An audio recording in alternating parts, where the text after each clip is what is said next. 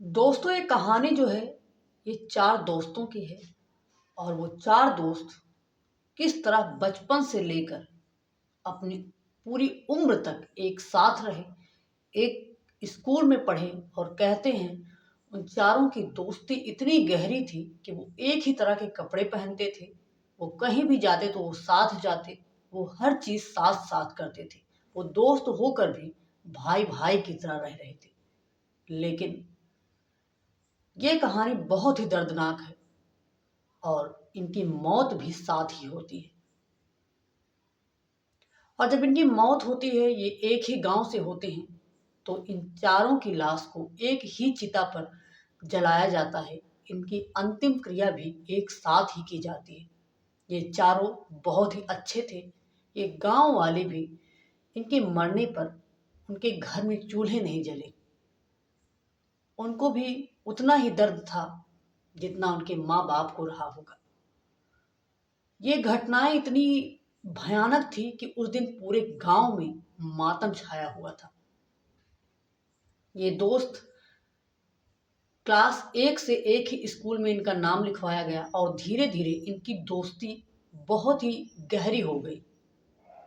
ये कभी भी एक दूसरे का साथ नहीं छोड़ते थे। कहते हैं कि ये लोग बिल्कुल एक ही रंग के कपड़े पहनते थे और कहीं भी जाना हो, कहीं आना हो, कुछ भी करना हो तो पहले एक दूसरे के पास फोन करते, सलाह लेते, फिर कुछ करते। दोस्तों, ये कहानी बहुत ही दर्दनाक है। कहानी को पूरा सुनना। ये जो कहानी है, ये कहानी है उत्तर प्रदेश का एक जिला लगता है शामली, और शामली का थाना बावरी। बावरी इलाके से, जो बावरी इलाका है वहां पर एक पानीपत खटीमा हाईवे है। उस हाईवे पर एक बुटराड़ा फ्लाईओवर है और उसी से एक कार गुजर रही होती है और वो एक कैंटर से टकरा जाती है और उस गाड़ी के परखच्चे उड़ जाते हैं।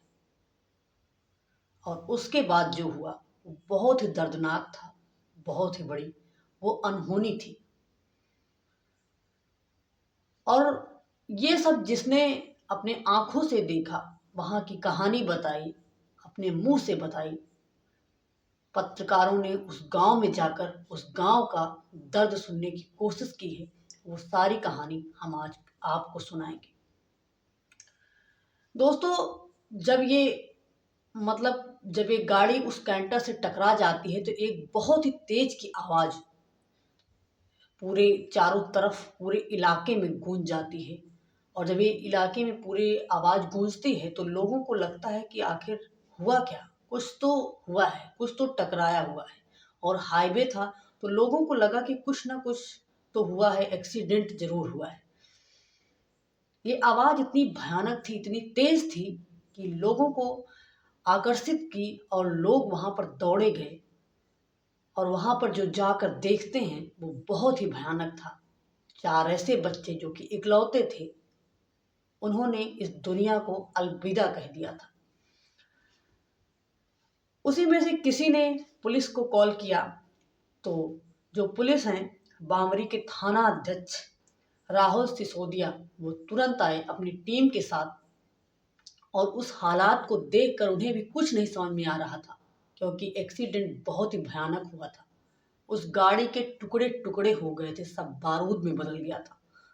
वो गाड़ी नंबर के सहारे उन चारों का पता करने की कोशिश करते हैं।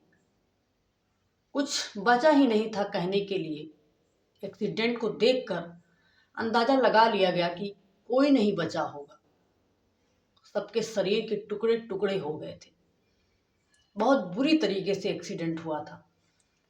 उसके बाद जो राहुल सिसोदिया हैं, वो गाड़ी नंबर लेते हैं। गाड़ी का नंबर था HR09K8004। उस नंबर के आधार पर उन्होंने कॉल किया। और ये कॉल जो है, ये हरियाणा का एक जिला लगता है सोनीपत, और उसी का एक गांव बरोदा, वहां पर लगता है। और उन्होंने कॉल किया और कहा कि क्या मेरी बात अर्जुन सिंह से हो रही है। अर्जुन सिंह कहते हैं, वो जो व्यक्ति था अगला, वो कहते हैं कि हाँ, मुझसे ही हो रही है, आप बताइए। राहुल सिसोदिया, उनके पास कोई चारा नहीं था, लेकिन उन्होंने बताया कि आपकी गाड़ी का एक्सीडेंट हो गया है, आप जितनी जल्दी हो सके आप आ जाइए।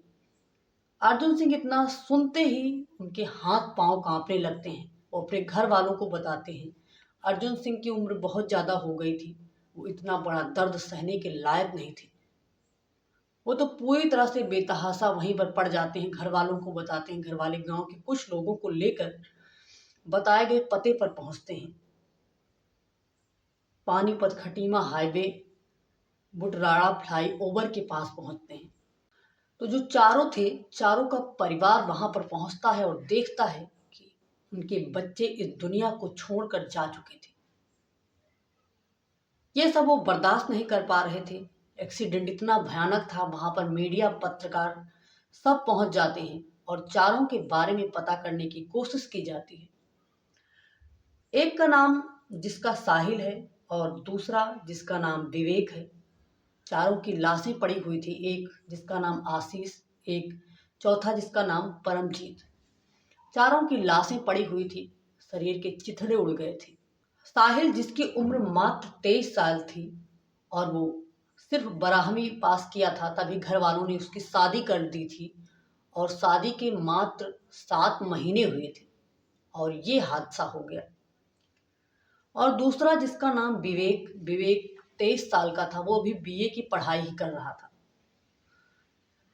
और तीसरा जिसका नाम आशीष, अपने घर का इकलौता बेटा, जिसके जो पिता थे वो 13 साल पहले ही गुजर चुके थे। और 4 दिसंबर 2025 को आशीष की शादी थी। सोचिए, वो घर, वो लड़की जो कि शादी के सपने सजा रही थी और शादी होने के पहले ही उन सपनों को टूटते हुए देर नहीं लगी, उन सपनों के टुकड़े टुकड़े हो गए। और चौथा लड़का जिसका नाम परमजीत था, उम्र मात्र 24 साल। 7 नवंबर 2025 को ये घटना घटित हुई रात के 11 बजे और 9 नवंबर 2025 को परमजीत की शादी थी। सोचिए, 2 दिन पहले उसकी शादी थी। वो इस समय किसी दूसरे की बारात में जा रहा था और 2 दिन बाद उसकी बारात थी, लेकिन उसके पहले ही उसकी मौत हो गई। घर वाले तैयारी में जुटे हुए थे उसकी शादी की, लेकिन वो तैयारी धरी की धरी रह गई। दरअसल ये कहाँ जा रहे थे, हम आपको ये भी बता दें। गांव में ही एक शादी थी और शादी में जो बारात थी 7 नवंबर 2025 को गांव बड़ौदा से गोहना जाना था और ये बारात गोहना जा रही थी। लेकिन इन चारों ने एक कार पर, अपनी कार पर बैठे हुए थे और अपनी कार पर जब ये बैठे हुए तो इन्होंने प्लान बनाया कि अब तो बारात हो गई है, बारात हो चुकी थी। बारात जाने के बाद एक खुद प्लान बनाते हैं कि अब हमें हरिद्वार गंगा नहाने चलना है और हमारी शादी है, इससे पहले हम गंगा नहा लेते हैं। 2 की शादी थी तो दोनों ने ये प्लान बनाया। इस प्लान तो साहिल का था कि तुम दोनों की शादी है, पहले तुम गंगा नहा लो, 2 दिन बाद तुम्हारी है और लगभग 1 महीने बाद तुम्हारी है। परमजीत और आशीष की शादी थी।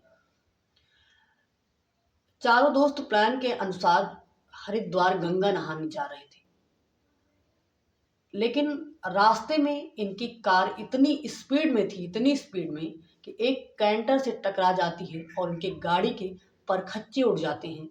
पूरी तरह से गाड़ी टूट जाती है, बिखर जाती है, एक बारूद में तब्दील हो जाती है। कुछ हिस्से बचे हुए थे और शुक्र है कि गाड़ी का नंबर बचा हुआ था, वरना ये लाश इनके घर भी नहीं पहुंच पाती। इन चारों की लाश को जब गांव ले जाया जाता है तो गांव वाले प्लान करते हैं।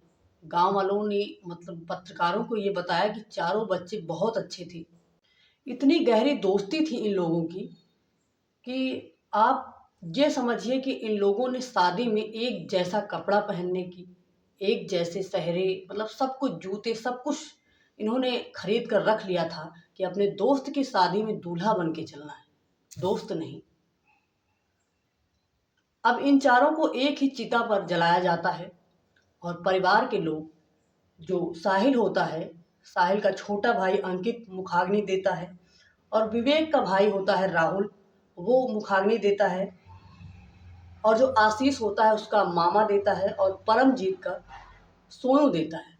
इन चारों को दफना दिया जाता है, इनकी अंतिम क्रिया कर दी जाती है। दोस्तों कहानी बहुत ही दर्दनाक थी, लेकिन इस कहानी में एक ट्विस्ट और था कि उस गांव में एक और एक्सीडेंट 7 नवंबर 2025 को ही हुआ था। लेकिन ये चारों ग्रुप के थे, इनकी दोस्ती की मिसाल दी जाती थी, इसलिए इस कहानी को सुनाया गया। उसमें एक अंकित नाम का लड़का जो कि गुड़गांव में रहता था, जिसके पिता नहीं थे,